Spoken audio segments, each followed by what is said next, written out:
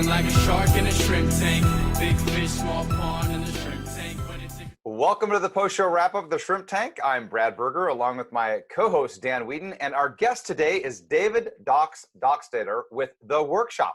We just had an amazing, intriguing, and fun conversation with Dox. To listen to the entire podcast, visit us at shrimptankpodcast.com/Seattle or subscribe to our podcast on iTunes, iHeartRadio, Spotify, and Google Podcasts. We're always interested in your feedback, so please do not forget to rate us. So Dox, one of the things we love to ask our guests is, how did you get involved in the event business? That's a long time ago. So I used to go to festivals in the early days, and I was so intrigued by how they did this and how did these gatherings, these happy gatherings, how did they occur? So I volunteered for Bumbershoot and for Folklife festivals, and became an intern, and then from there it just took off. And as I started to get my feet under me and had more experience, I realized I'm good at this, and I always loved it. And the big breakthrough was maybe 10 years in, where I realized that I can label myself as to what I'm good at in this industry and not just rely on what other people label me as. And that's where I started to become a creative in the industry. Mm-hmm. Well, Dox, for those of you who go back and listen, for all those out there who go back and listen to the whole podcast, you are great. We spent a lot of time talking about what we call the elephant in the room, COVID, and what it's done to your industry. Maybe one of the hardest hit industries that gets forgotten because events are so personal. We all gather, and it's all become such a huge part of that. One of the things that you shared, and I'd like for you to share here, is, you know, the wisdom and guidance and thoughts that you have for the people in your industry who, as we look forward to the future, events will come back. What's some of your advice for them? I think the most important thing we can do in the creative industry and professionally is to not sit on our hands, not wait for things to come back. I don't think looking back helps us. I think we have to look forward. I think we need to pivot and adjust how we do our work to what we see the work needs to be in the future. We need to embrace hybrid and virtual much more earnestly than we have in the past. We need to learn television broadcast because it won't leave our events now. It will always be a part of our events, and we need that toolkit. And then I would also say support our the vendors and the crew and the people in our industry the best we can, because I think that they are the ones that are in jeopardy.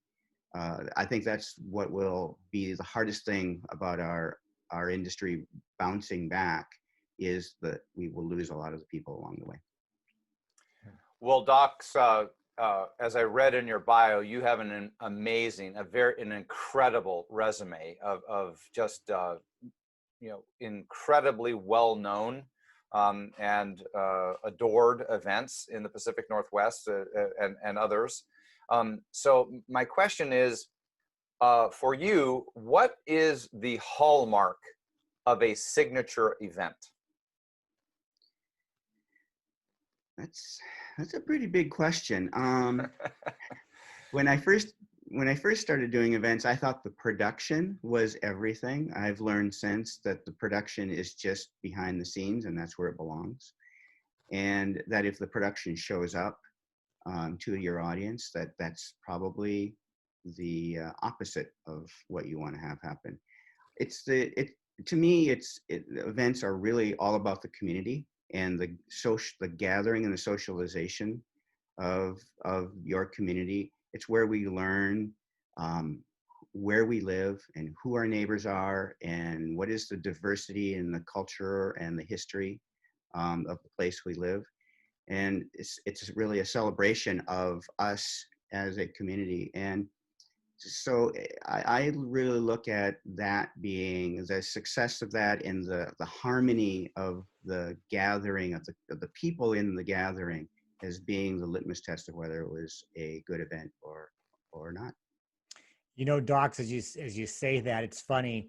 I'm now wondering how many of those great events I went to that you put on.